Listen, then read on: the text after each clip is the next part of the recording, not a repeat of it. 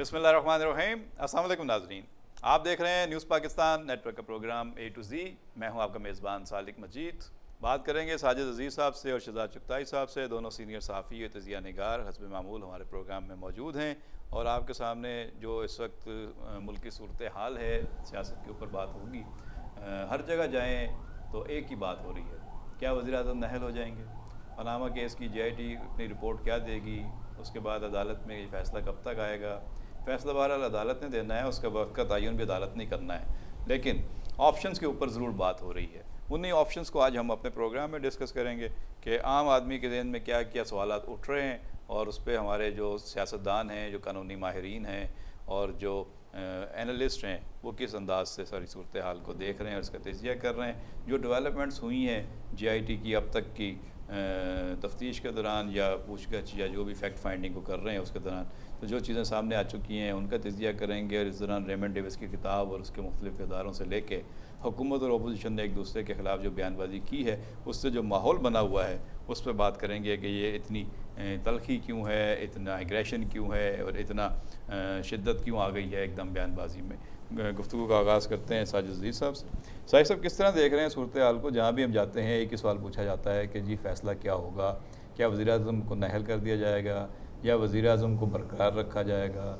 जो हामी हैं वो कहते हैं कि कुछ नहीं होगा, जो मुखालफीन हैं वो कहते हैं कि नहीं, अब तो बस फ़ैसला आने वाला है, चंद दिनों की बात रह गई है और ये अपने अंजाम को पहुँच जाएंगे। तो आपको क्या लग रहा है, किस तरीके से आप सूरत हाल का तजिया करते हैं?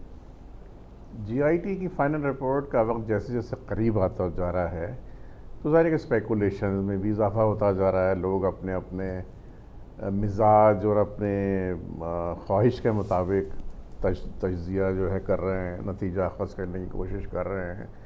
जो मुखालफिन है ज़ाहिर है वो तो यही सोच रहे हैं कि जी बस अब गवर्नमेंट गई के गई बस, और वज़ीर-ए-आज़म साहब जो हैं वो नाअहल होने वाले हैं, और उसके बाद नून लीग जो है वो अब कंटेम्पलेट कर रही है कि जी मुतबादिल कौन हो सकता है नवाज़ शरीफ का। तो ये सारी बातें, ये सारी चमेगोइयाँ हो रही हैं, और उसके अलावा जो जो हिमायती हैं वो करें कुछ भी नहीं होगा, और ऐसे ही चलता रहेगा। नून लीग की हुकूमत अपना टर्म पूरा करेगी और उसके बाद दोबारा भी हम जीत के आएंगे और हमें वोट मिलेंगे। यानी सूरत हाल ये हो गई है कि जो लोग पहले हुकूमत करके जा चुके हैं उनका भी वही रवैया है, जो हुकूमत कर रहे हैं उनका भी वही रवैया है, और जिन्होंने हुकूमत नहीं की उनका भी वही रवैया है। आप क्या समझ रहे हैं क्या होने तो वाला? वो यही रहा है कि खिचड़ी पक रही है। और मैं नहीं समझता कि JIT की रिपोर्ट कोई इतने ऐसी कोई हलवा रिपोर्ट होगी कि जी वज़ीर-ए-आज़म साहब जो हैं तो आराम से बैठे रहेंगे और मज़े करते रहेंगे, अय्याशियाँ करते रहेंगे इसी तरह से जैसे पहले करते चले आए। पब्लिक फंड्स के ऊपर अय्याशियाँ चलती रहेंगी शरीफ फैमिली की। तो मैं नहीं समझता कि फ्यूचर में अब ये सब कंटिन्यू रहेगा, हो सकेगा, क्योंकि इनके लिए भी वक्त अब जो है ख़ासा सख्त होता जा रहा है और आने वाला है इनके लिए सख्त में। अब ये देखिए कि पिछले 1 साल बल्कि 2 साल के दौरान नवाज़ शरीफ साहब की जितनी तज़लील हुई है पूरी दुनिया में, पाकिस्तान की बात मैं नहीं कर रहा, पाकिस्तान में तो ज़ाहिर है कि मुखालफीन में है, हम कह सकते हैं कि ये अपोजिशन का है सारा खेल, नहीं, जो कुछ भी मेरे खिलाफ हो रहा है वज़ीर-ए-आज़म कर रही है, मुंतखब वज़ीर-ए-आज़म की तज़लील हो रही है तो मुल्क की भी बदनामी हो रही है, बिल्कुल हो रही है। उसमें देखें बात यह है कि मैं कहता हूँ कि ये इंतहा है। मैं कहता हूँ कोई एवरेज आदमी भी होता तो वो हाथ पैर जोड़ के चला जाता, छोड़ के चला जाता कि इतनी ज़िल्लत अब मैं बर्दाश्त नहीं कर सकता। आप देखें उम्रा करने गए मौसूफ, वहाँ पर भी उनके पर आवाज़ें कसे गए। तवाफ़ के दौरान जो इंतहाई सीरियस इबादत है हमारी मुसलमानों की, उस दौरान भी उनके ऊपर आवाज़ें कसे गए और इतने शर्मनाक जुमले उनके ऊपर फेंके गए तवाफ़ के दौरान कि वो बेचारे तवाफ़ छोड़कर चले गए और जाके फिर ऊपर एक बंद कमरे में बैठ गए। जब वो मस्जिद नबवी में गए तो वहाँ पर तो इंतहाई हो गई, वहाँ पर तो हज़ारों नमाजी जो थे उन्होंने उनके ऊपर उनके खिलाफ नारे लगाए, गो नवाज गो, कि मस्जिद नबवी गूंज रही थी गो नवाज। यानी ये एक, मैं नहीं समझता कि इससे ज़्यादा तज़लील किसी शख्स की हो सकती है। कि अब दो होने क्या- हमारी होने क्या वाला है दो वो? हमारी मुकद्दस तरीन जगहों पर ये मैं शहजाद साहब से ये पूछ लेता हूँ, फिर इस पे सुलूक मजीद बात करते हैं। शहजाद साहब, आप वज़ीर-ए-आज़म किस तरह देख रहे हैं सूरत हाल को, क्या होने वाला? देखिए, वो तो साजिद अजीज़ साहब ने कहा है कि होगा तो जो भी होने वाला है वो बहुत ज़्यादा सख्त होने वाला है, क्योंकि अब जो JIT है उसकी रिपोर्ट ऐसी नहीं होगी, ऐसी जो इन्होंने लफ्ज़ इस्तेमाल किया हलवा रिपोर्ट अब नहीं आ सकती। इसलिए नहीं आ सकती कि JIT जो है वो उसको साबित करना है। नहीं तो पहले कोई हलवा रिपोर्ट आई थी क्या?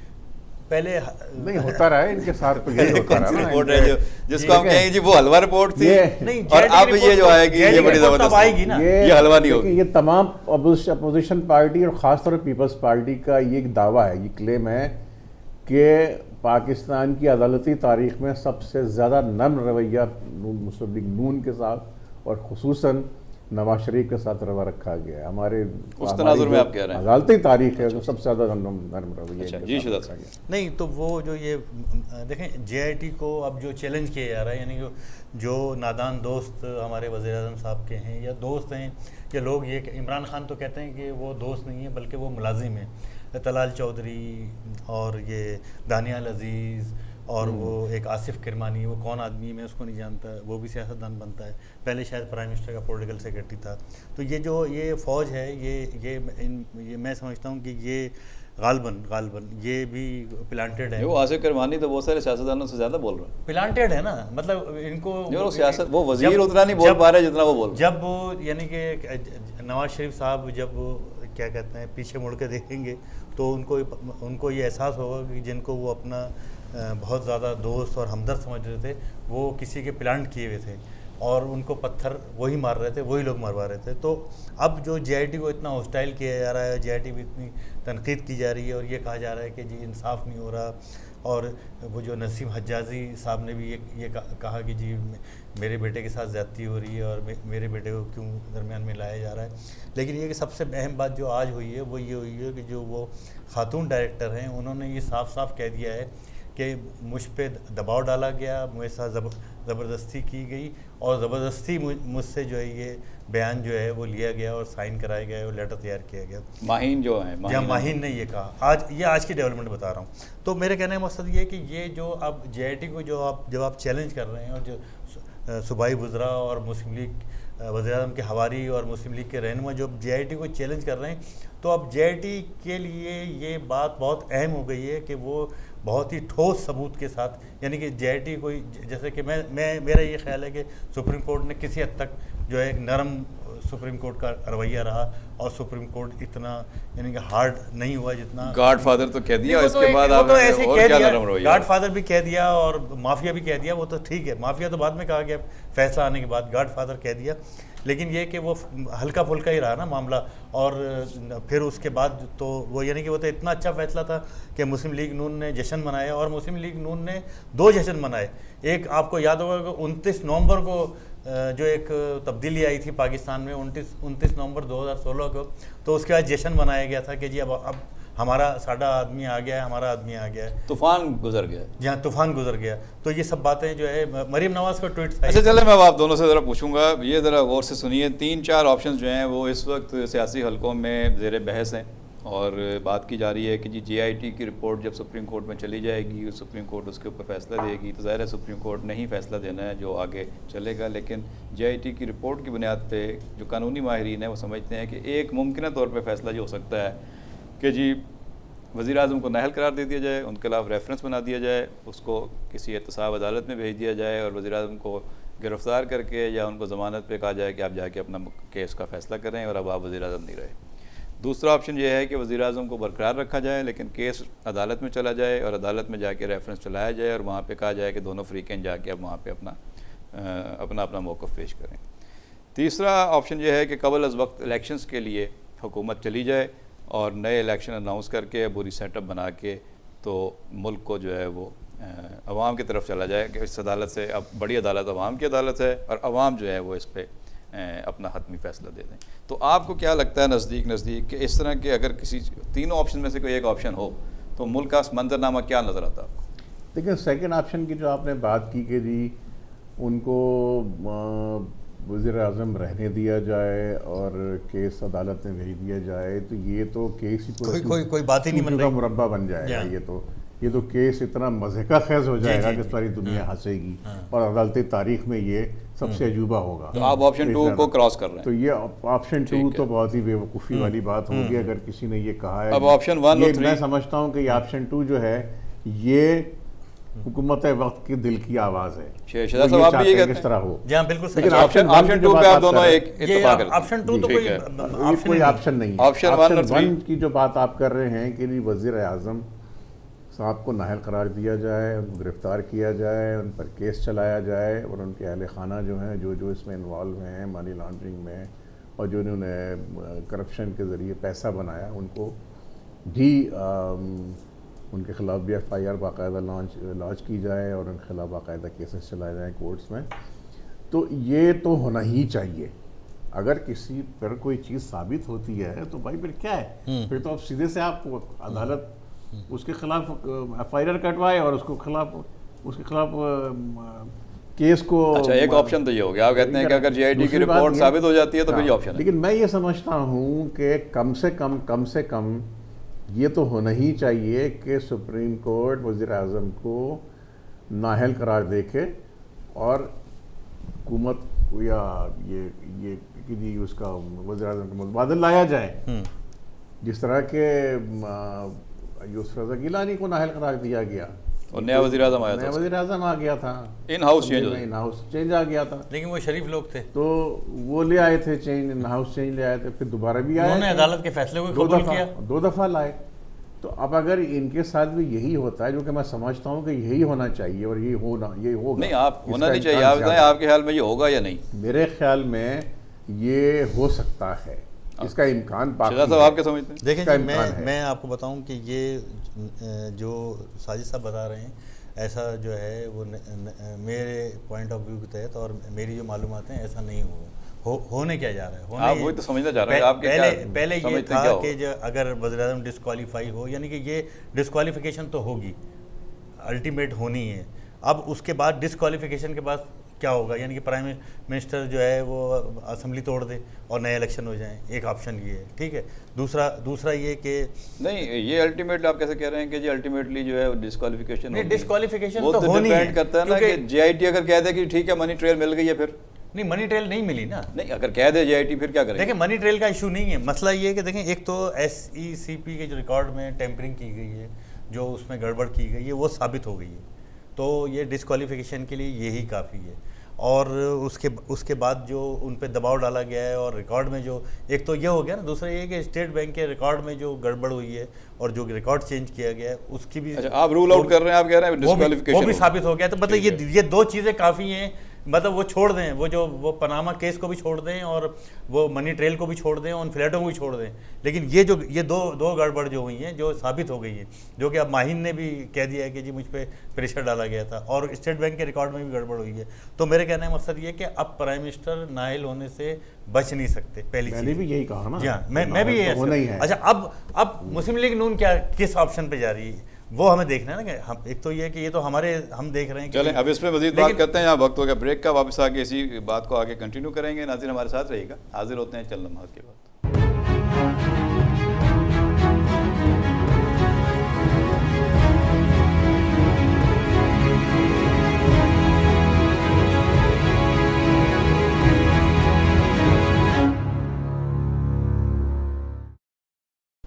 वेलकम बैक नाज़रीन, आप देख रहे हैं न्यूज़ पाकिस्तान नेटवर्क के प्रोग्राम A to Z। मैं हूं आपको मेज़बान सालिक मजीद। बात हो रही है साजिद अजीज़ साहब से और शहजाद चुगताई साहब से, दोनों सीनियर सहाफ़ी तज़किया निगार अपने ख़यालात का इज़हार कर रहे हैं कि वज़ीर आज़म की जो मुस्तकबिल है वो अब क्या है, क्या JIT की रिपोर्ट के बाद सुप्रीम कोर्ट जो है वो किन ऑप्शंस पे जा सकती है, कानूनी हलकों में क्या कहा जा रहा है, उस पर हम बात कर रहे थे।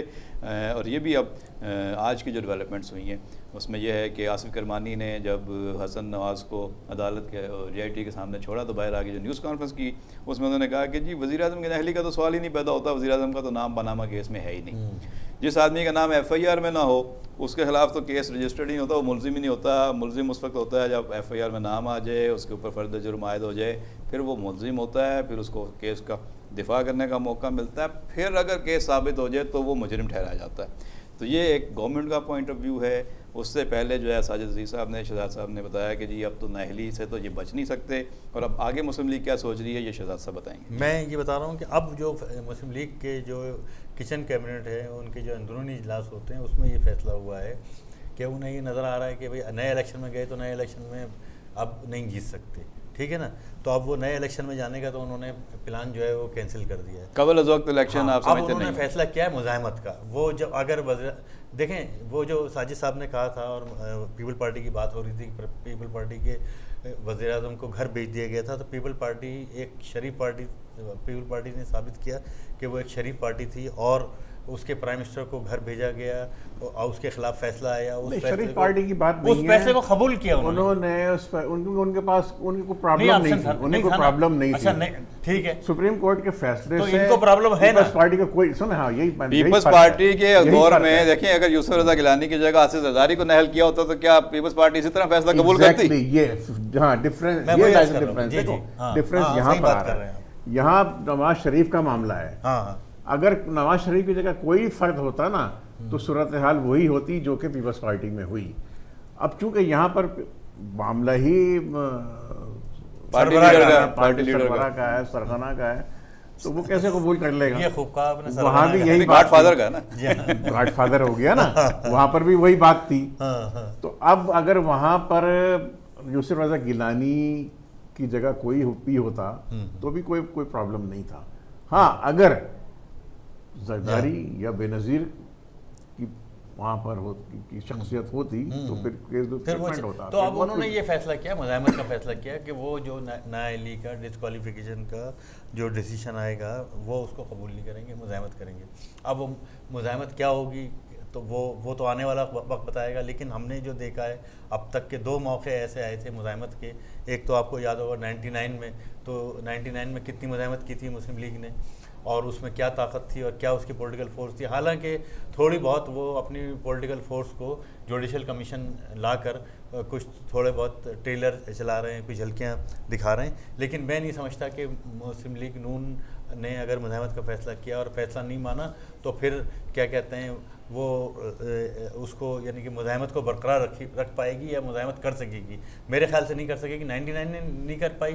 फिर आपको याद होगा जब 2007 में या 6 में जब नवाज शरीफ साहब वापस आए थे और उनको इस्लामाबाद एयरपोर्ट से वापस भेज दिया गया था, तो कोई 2000 आदमी भी इकट्ठा नहीं हुए थे। फिर जब शहबाज शरीफ आए थे तो 1000 आदमी भी इकट्ठा नहीं हुए। पब्लिक सपोर्ट नहीं होगी, बल्कि पब्लिक सपोर्ट ये जो लोग जुडिशल कमीशन आ रहे हैं और जो पॉलिटिकल फोर्स दिखाई जा रही है, ये लोग उनके ज़ाती मुलाजमीन हैं और उनके जो क्या कहते हैं कारखानों में काम करते हैं वो लोग हैं। ये पॉलिटिकल वर्कर नहीं है। पॉलिटिकल वर्कर मुस्लिम लीग नून के पास है ही नहीं। मुस्लिम लीग नून के पास तो सारे ठेकेदार और लैंड माफिया और ड्रग माफिया, प्रॉपर्टी डीलर। तो मुज़ाहमत का फैसला आप कह रहे हैं कि उन्होंने किया है और उनके पास पॉलिटिकल स्ट्रेंथ भी नहीं है, तो मुज़ाहमत का फैसला फिर किस बुनियाद पे कर? नहीं, वही तो हैरान कुन बात है ना कि जब उनके पास स्ट्रेंथ नहीं है और उन्होंने मुज़ाहमत का फैसला किया है, तो ये लाइन मैं समझता हूँ कि लाइन बाहर से आई होगी कि भाई आप मुज़ाहमत करें, फिर हम कोई इंटरव्यू। बाहर से क्या मुराद है? मतलब जो पाकिस्तान के दुश्मन ममालिक हैं उसमें इसराइल भी शामिल है, उसमें अमेरिका भी शामिल है, उसमें अफ़गानिस्तान भी शामिल है, उसमें इंडिया भी शामिल है। तो बाहर से ये लाइन आई होगी कि भाई आप मुज़ाहमत करें और टर्मोइल पैदा करें और उसके बाद हम फिर आपको कोई सपोर्ट करेंगे। मैं बाहर से तो लाइन तो नहीं आई, बाहर से एक किताब आई है रेमंड डेविस की जिसमें ये कहा गया है कि सबसे ज़्यादा जो रोल था रिहाई में वो जनरल पाशा ने अदा किया था। तो अगर ये इसराइल और अमेरिका और हिंदुस्तान और सारे जो पाकिस्तान के दुश्मन हैं, ये अगर पाकिस्तान को बाहर से लाइनें देते हैं और इनके कहने पे यहाँ पे फैसले होते हैं, तो ये फिर जो पाकिस्तान के मुहाफिज हैं उनका नाम क्यों आ रहा है इसमें कि जी उन्होंने वहाँ पे दियत देने में और 24 करोड़ देने में किरदार अदा किया और वो बाहिफाजत अमरीकी जासूस को यहाँ से निकाल दिया गया। वो तो एक अब क्या कहते हैं ये किताबें भी क्या कहते हैं हुकूमत ही छपवा रही है और इन मामलात को। ये रेमंड डेविस की किताब हुकूमत छपाई? जी हाँ, हुकूमत पाकिस्तान ने। हुकूमत पाकिस्तान का उसमें यकीनन हाथ इस तरीके से है कि इस मामले को जो उछाला जा रहा है, तो वो इमरान खान कह रहे हैं कि हर पाकिस्तानी को ये किताब पढ़नी चाहिए। अगर ये हुकूमत ने छपाई है और हुकूमत को बेनिफिट जा रहा होता तो फिर इमरान खान क्यों कह रहे हैं कि जी हर आदमी ये किताब जरूर पढ़े? हमारा जो उसकी जो मार्केटिंग है वो तो इमरान खान कर रहे हैं। नहीं, ऐसा नहीं है। प्राइम इदारा है हमारा, जो प्राइम इदारा है उसको बदनाम किया जा रहा है और उससे यानी कि सपोर्ट ली जा रही है। हमारे इदारे को ये किताब बदनाम कर रही है। पनामा केस को पस मंजर में ले आने के लिए और ये किताब अगर लिए ये किताब अगर आईएसआई को बदनाम करने के लिए छापी है, जी हाँ, आईएसआई को बदनाम करने के लिए। इमरान खान क्यों कह रहे हैं हर आदमी ये पढ़े? नहीं तो इमरान खान का क्या, इमरान खान ये चाहते हैं कि बदनाम हो कोई आईएसआई के सरबराह हैं, इमरान खान आईएसआई के पेरोल पे हैं, या इमरान खान को इमरान खान के ख्याल में क्या इमरान खान ये चाहते हैं कि आईएसआई बदनाम हो, हर आदमी पढ़े? हैं नहीं, इमरान खान ने अगर ये कहा कि हर आदमी पढ़े तो उसमें क्या क्या बात है, पढ़े, ठीक है।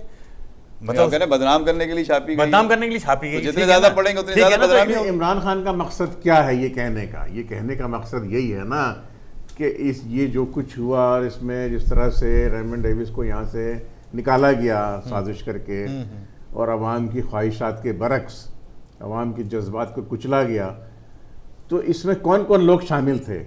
ये वो इमरान खान का मकसद ये है कि कौम की आंखें खुलनी चाहिए, अब धोखे में नहीं रहना चाहिए अवाम को। तो ये बात ठीक है कि वहाँ जो चेहरे उसने लिखे हैं, जो नाम लिखे हैं, वो सारे इन्वॉल्व थे। वो तो हुसैन हक्कानी ने लिखी है ना किताब। रेमंड डेविस देखा, रेमंड ये तो हुसैन हक्कानी ने किसने लिखी है, किसने नहीं लिखी, ये तो जाहिर तो रेमंड डेविस खुद कह रहा है कि मैंने लिखी है, लिखवाई है। मैं नहीं समझता हुसैन हक्कानी ने ये किताब, देखिए दो चीजें हैं कि हुसैन हक्कानी ने, मैं बता रहा हूँ ना, तो हुसैन हक्कानी ने अपना रोल उसमें ना शामिल, हुसैन हक्कानी को तो बरी कर दिया ना उस किताब के अंदर।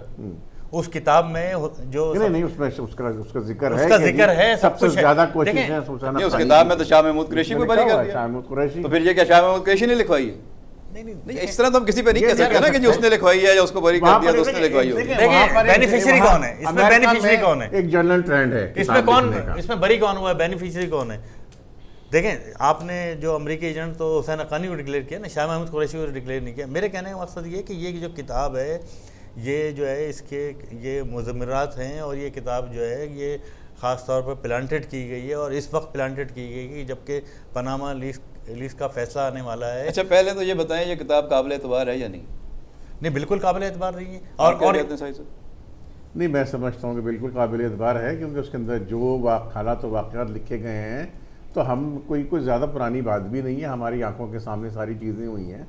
नहीं वो जिस तरह से उसको रिहाई दिलवाई गई है, इस तरह से पैसे दिए सबको गए पता है, वो तो सबको, किसको नहीं मालूम। नहीं, काबिल एतबार से मराद ये कि उसमें जो देखे ना वो तो सही है। उसने अगर ये लिखा है कि जनरल शुजा पाशा ने सबसे अहम रोल प्ले किया है कि वो मिनट पर वो अदालत में मौजूद, तो ये बात गलत सही है। ये हमारे रिकॉर्ड पे भी मौजूद है ये बात कि शुजा पाशा ने बहुत एक्टिव रोल प्ले किया, इसमें गलत क्या है? नंबर 1। नंबर 2, जो हुसैन हक्कानी का रोल था इसमें, जो उसने शटल डिप्लोमेसी की, जिस तरह से वो एक एक लम्हे को वो मॉनिटर करवाया, जिस तरह से उसने इस सारे मामले को हैंडल किया, तो ये भी कोई गलत नहीं है, ये भी सही है बिल्कुल।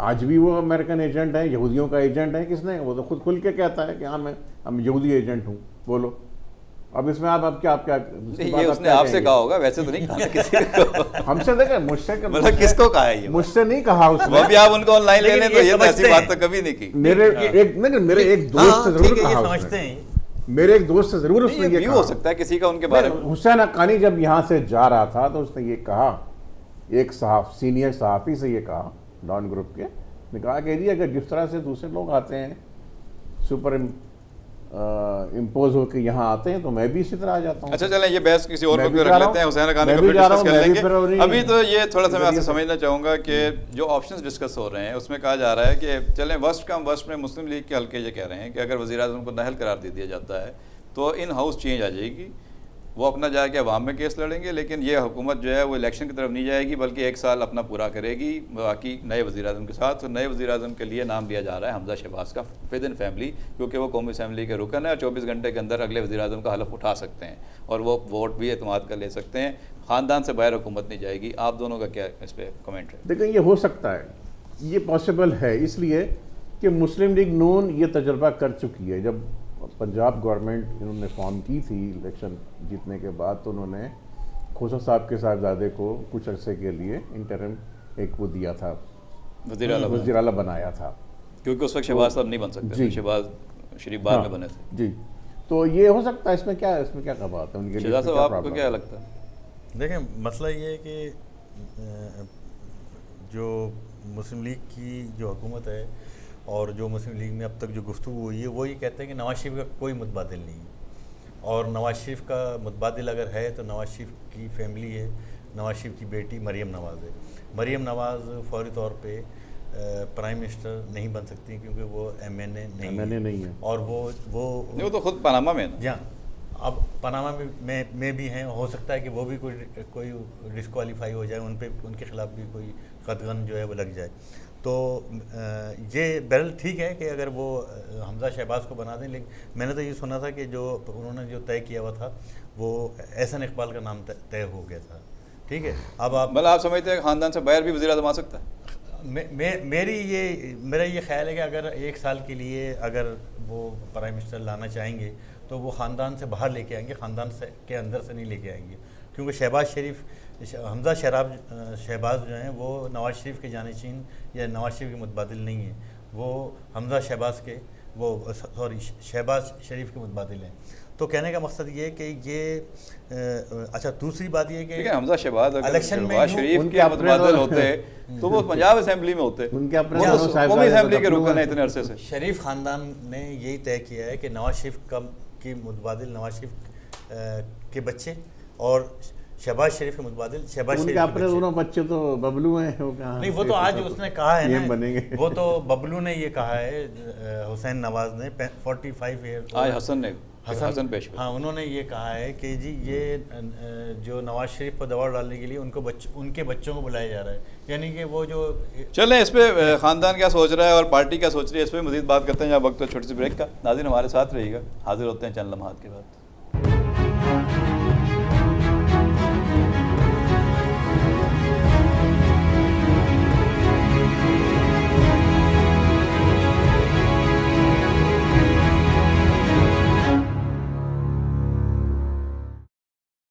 वेलकम बैक नाज़रीन, आप देख रहे हैं न्यूज़ पाकिस्तान नेटवर्क का प्रोग्राम। मैं हूं आपका मेज़बान सालिक मजीद। बात हो रही है शहजाद चुगताई साहब से और साजिद अज़ीज़ साहब से। दोनों सीनियर सहाफ़ी तजिया निगार अपने ख़यालात का इज़हार कर रहे हैं कि इस वक्त जो सूरत हाल है पनामा केस के बाद का मंजरनामा सियासत में क्या नज़र आ रहा है, दोनों ने अपने अपने ख़यालात का इज़हार किया है। इस पर बात आगे बढ़ाएँगे।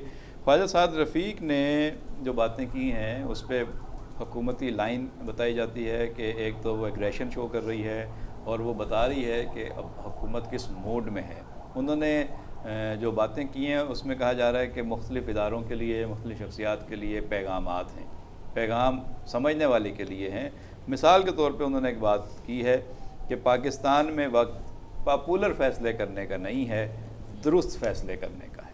ये किसको कहा जा रहा है, किसके लिए कहा जा रहा है, इसके बैकग्राउंड में उन्होंने इफ्तिखार चौधरी के ज़माने की बातें की कि एक वक्त था जब पाकिस्तान में बड़े पॉपुलर चीफ जस्टिस थे और इफ्तिखार चौधरी साहब जो फ़ैसले किया करते थे, सो मोटो लिया करते थे, वो पॉपुलर फ़ैसले होते थे। वो दुरुस्त फ़ैसले थे या नहीं थे, ये तारीख़ फ़ैसला करती है। और आज उस इफ्तिखार चौधरी का उनके ख़्याल में कहीं नामो निशान नहीं है, कहाँ पे वो रहते हैं, वो सियासी जमात के सरबराह हैं, उनका कद काठ वो नहीं है जो एक पॉपुलर चीफ जस्टिस का होना चाहिए था अगर उन्होंने उनकी नज़र में दुरुस्त फ़ैसले किए होते। तो ये वो पैगाम किसको दे रहे हैं, इस पर बात करते हैं। साहिब साहब, पॉपुलर फ़ैसले होने चाहिए या दुरुस्त फ़ैसले होने चाहिए? ये ख्वाजा साद रफ़ीक ने जो बातें की हैं इसके ऊपर मैं अब तक पिछले 2 दिन से मेरी जिन लोगों से भी बात हुई जहाँ भी, मुझे सब ने यही कहा कि ये एक बिल्कुल यूँ ऐसी बात की है साद रफ़ीक ने कि जैसे आसमान पे थूका, अपने मुंह पे आया। तो एक शख्स आसमान पे थूक रहा है, उसके अपने मुंह पे आ रहा है सारा थूक। मैं ये समझता हूँ कि ख्वाजा साद रफ़ीक की इतनी औकात ही नहीं है कि वो इफ्तिखार मोहम्मद चौधरी जैसे बड़े इंसान के बारे में कोई बात कर सके। वो एक फुटपाती आदमी है, प्रॉपर्टी डीलर है वो तो आपने बहुत अच्छा लफ्ज़ कह दिया। उसके हल्के में जाके पूछ लीजिएगा लोगों से, लोगों की क्या राय है उनके बारे में। लोगों ने तो उनको वोट दे के असेंबली में भेजा है, जीत के आए। नहीं, वोट दे के लोगों ने नहीं भेजा है, खुद वोट लेके जीत के आ गए। वो तो धांधली के जरिए जीत के आ गए। 360 का पार्लियामेंट हालात भी इतना आता होगा। ने जो बात की है इंशाल्लाह ऐसे जीत के आई है। इफ्तिखार मोहम्मद चौधरी का नाम हमेशा जिंदा रहेगा। 70 साल में इसी तरह आते होंगे ना लोग। हाँ, पहले भी ऐसे ही ट्रेडिशन है। तो फिर भुट्टो साहब भी ऐसे आए होंगे। इफ्तिखार मोहम्मद चौधरी साहब वो तो पैमाने बदल गए ना, भुट्टो साहब ऐसे नहीं है। देखें भाई, इफ्तिखार मोहम्मद चौधरी साहब का नाम हमेशा तारीख में ज़िंदा रहेगा, लेकिन ख्वाजा साद रफ़ीक जैसे लोगों का नाम कभी भी किसी के नाम ज़बान पर नहीं आएगा। आएगा तो हमेशा नेगेटिव उसमें आएगा। नहीं, जो बात की है, मैंने तो आपसे सिंपल सवाल किया था, नहीं है फैसले पॉपुलर होने चाहिए या दुरुस्त होने चाहिए? अगर मैं आपसे ये सवाल पूछता हूँ, अगर उन्होंने रेंटल पावर केस में जिसमें कौमी ख़जाने को कई सौ अरब रुपए का झटका लगाया जा रहा था और उसमें टूटे फूटे इंतहाई महंगे पावर प्लांट्स आए थे, उनको 100 अरब रुपए एडवांस भी कर दिए गए थे। स्टेट नेशनल बैंक तकरीबन दिवालिया के होने को जा रहा था और वो सारे पावर प्लांट जो आए थे वो, बल्कि उनमें से सब आए भी नहीं थे, चंद आए थे और वो वहाँ पर आके वो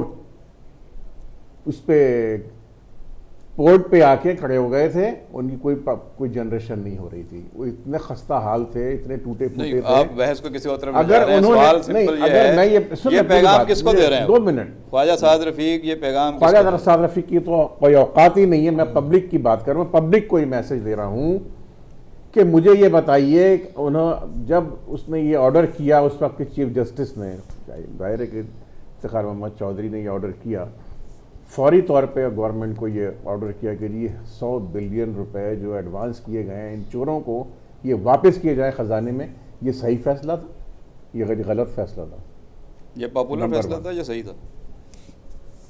देखें, सही फैसला ही पॉपुलर फैसला में और दुरुस्त फैसले में पहले फर्क कर लें। सही फैसला तो फिर बता दें कि ये किसने तो कितने ख्वाजा साद रफीक बताए ना, पॉपुलर क्या होता है, आप सही तो क्या उनकी होता कोई है। हैसियत नहीं है, तो आप बता दें। अगर मैं ये कह रहा हूँ कि सही फैसला था, सही फैसला ही पॉपुलर होता है। जो चीफ जस्टिस दुनिया में जो जजेस गुजरे हैं जिन्होंने सही फैसले किए हैं और अपना कद कार्ड बनाया, उन्होंने आगे उसके बाद कोई सियासी जमात किसी जज ने नहीं बनाई, किसी जज ने सियासी जमात नहीं बनाई चीफ जस्टिस से छोड़ के बाद कि भाई मेरे फैसले पॉपुलर थे तो अब मुझे लोग वोट देंगे। पर हम बाद में आएंगे, पहले आप इनके फैसलों की बात कीजिए। अगर किसी का कोई सियासी एजेंडा होता है तो इस तरह की चीजें मीडिया मैन हैं। देखिए, मैं इफ्तिखार मोहम्मद चौधरी को ज़ाती तौर पे जानता हूँ। मैंने उनके कोर्ट में मैं एक प्रिंसिपल पिटिशनर था वेज अवार्ड, 6ठे वेज अवार्ड के केस में। जब मैं सेक्रेटरी जनरल PFUJ था तो मैं हर पेशी पे इस्लामाबाद जाता था कराची से।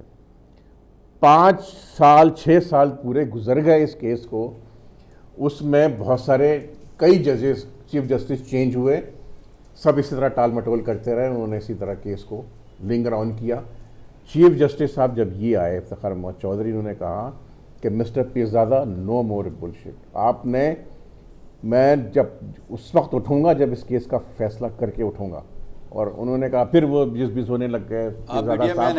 मैं वहाँ बैठा हुआ था, सुने, मीडिया में बात तो कंप्लीट करना, मैं वहाँ बैठा, पूछ रहा हूँ, आप सुन लें, मैं वहाँ बैठा हुआ था। फैसला करके गए इफ्तिखार चौधरी, एग्जैक्टली किया उन्होंने फैसला। क्या फैसला? उन्होंने हमारे हक में फैसला किया। मिला? उन्होंने बिल्कुल मिल रहा है। आपको मिला? देखें, मुझे तो देखें, सुने, तो नहीं मिला। नहीं, किसको मिला? सुनिए, मैं इफ्तिखार आपको चौधरी बता रहा हूँ। चौधरी साहब ऑर्डर करके चले गए, लेकिन क्या हुआ, इसमें भी मनूवरिंग हो गई। उसमें ये हुआ कि हम PFUJ के उस वक्त के सदर ने, जो कि खुद जंग ग्रुप का एम्प्लॉई था, उसने साजबाज करके एक गलत फैसला किया और एग्रीमेंट कर डाला, जिसके तहत 54 किस्तों में हमारे जो वाजिबात हैं वो हमें दिए जा रहे हैं। अभी तक हमें पूरे नहीं दिए गए, किन्हीं के हमें मिले हैं वाजिबात और मिल गए हैं। वेज अवार्ड इम्प्लीमेंट हो चुका है। देखें, ये बात आपको बता रहा हूँ मैं कि 5-6 साल दूसरे जजेस ने, चीफ जस्टिस ने लिंगर ऑन किया, कोई फैसला नहीं दिया। वो हुकूमत वक्त और मालिकान के दबाव में रहे।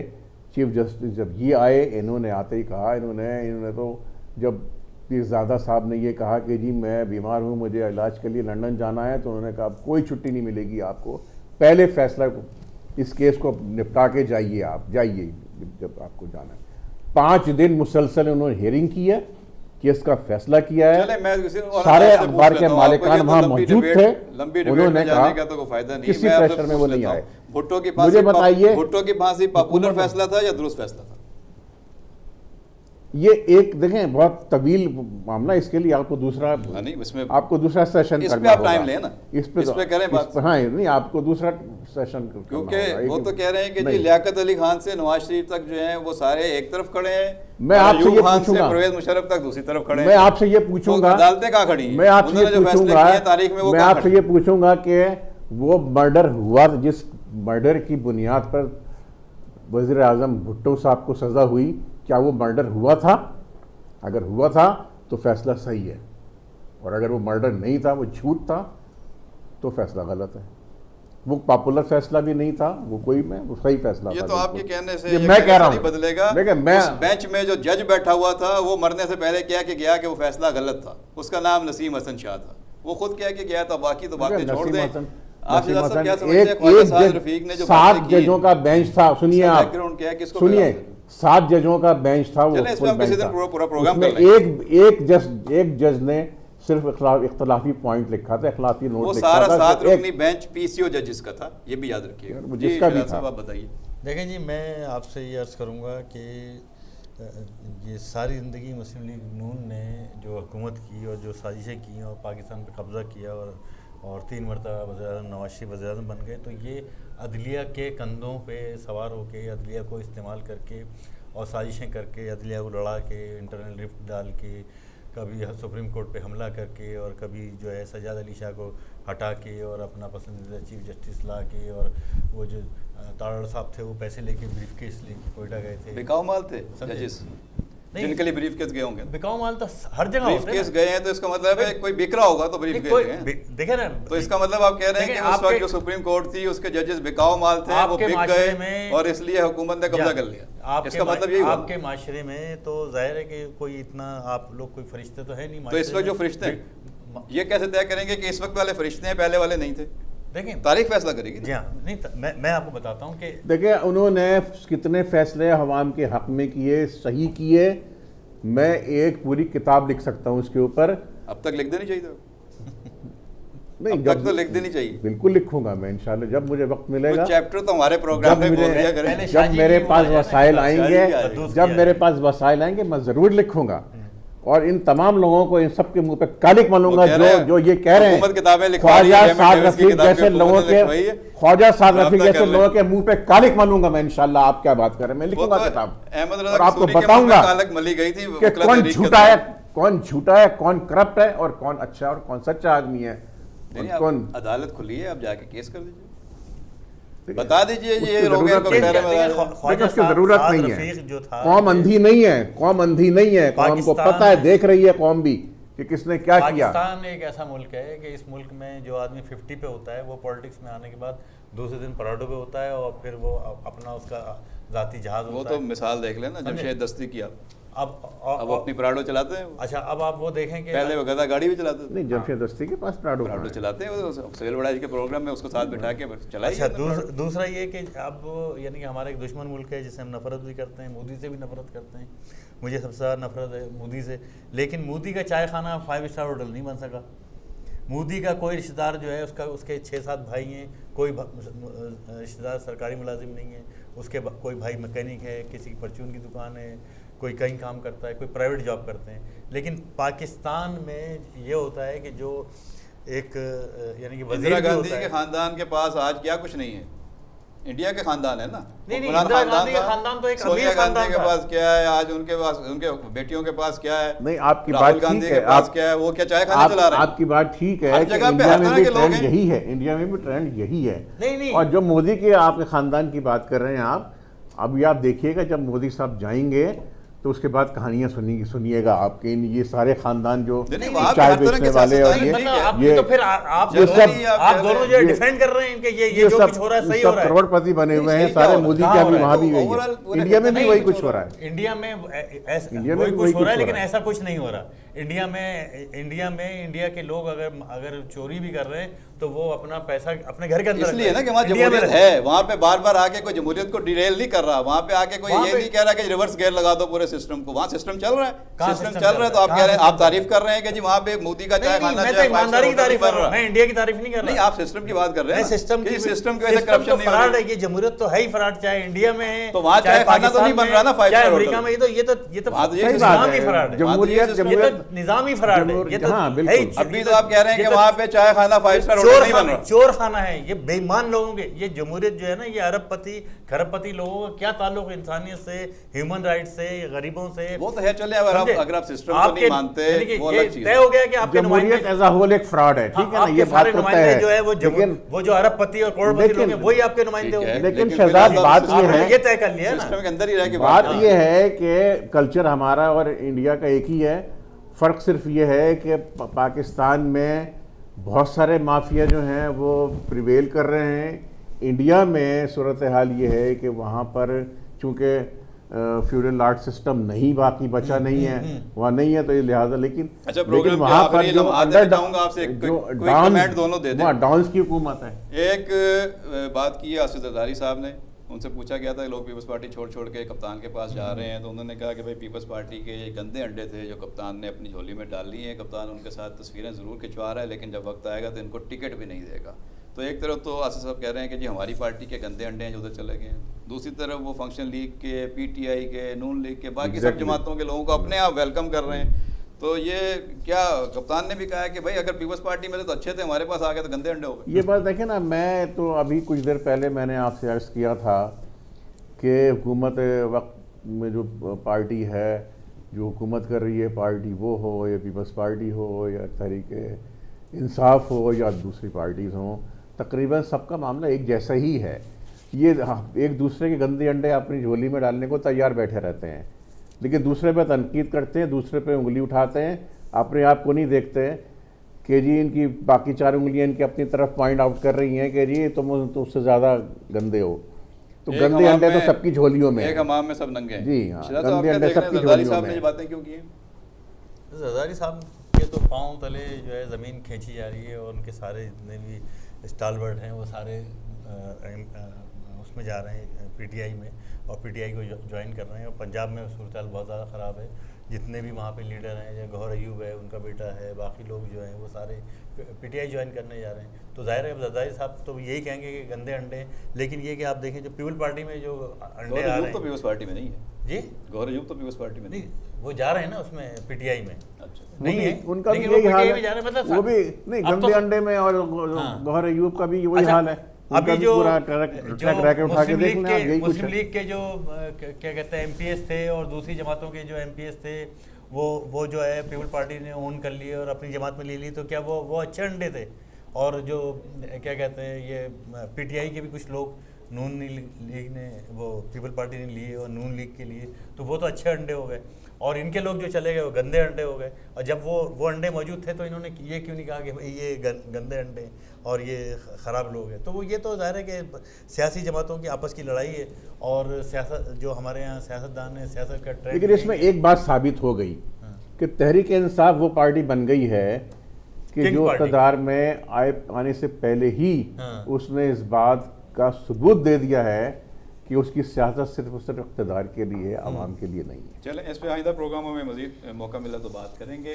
और ख़ास तौर पे सिंध में जो नैब का कानून ख़त्म करने के लिए कानून साजी की गई है, सिंध असम्बली में नया बिल लाया गया है, उस पर भी बात करेंगे कि ये क्यों किया गया है, इसकी नौबत क्यों आई, इससे फ़ायदा किसको होगा, और इसमें वफाक और सिंध के दरमियान क्या तनाव पैदा हो सकता है, आइंदा सूबों को अपनी कानून साजी करने के लिए कितना आइनी इख्तियार हासिल है, और क्या सूबाई असम्बली अगर कोई कानून पास कर भी ले तो क्या वफाकी जो कानून है वो प्रीवेल करेगा, या सूबाई सतह का जो कानून है सूबाई खुद मुख्तारी के तहत वो अहम होगा। इस पर डिबेटेबल चीज़ें हैं, इस पर आइंदा प्रोग्राम में इंशाल्लाह डिबेट होगी, और इस पर मुख्तलिफ ज़ावियों से इसका जायज़ा लेंगे। आइंदा प्रोग्राम तक अपने मेज़बान सालिक मजीद को प्रोग्राम A to Z की पूरी टीम के साथ इजाज़त दीजिए।